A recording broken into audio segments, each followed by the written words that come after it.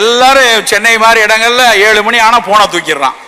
எடுத்து ஆப்ல போயிட்டு ஸ்விக்கி, சொமேட்டோ, எதையாவது செப்டோன்னு போட்டா விருந்து உணவு அவனுக்கு பரிமாறப்படுகிறது இரவுல. எங்க வீட்டில் நான் சின்ன பிள்ளையா இருக்கும்போது இரவு உணவு அப்படின்னா எனக்கு இப்போ ஞாபகம் இருக்கு, மத்தியானத்தினுடைய மீதி தான் இரவு உணவு.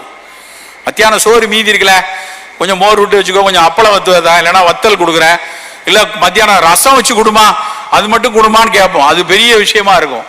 இரவு உணவு என்பது ஒரு எளிய உணவாக எளியோர் வீட்டில் மதிய உணவீட்டின் மீதியாக இருந்தது. இன்றைக்கு பல வீடுகளில் நடுத்தர வர்க்கத்தினுடைய வீடு, இன்னும் கீழே இருக்கக்கூடிய உங்கள் வீட்டில் கூட இரவு உணவு என்பது விருந்தாக மாறிவிட்டது. அது என்ன சார் விருந்து?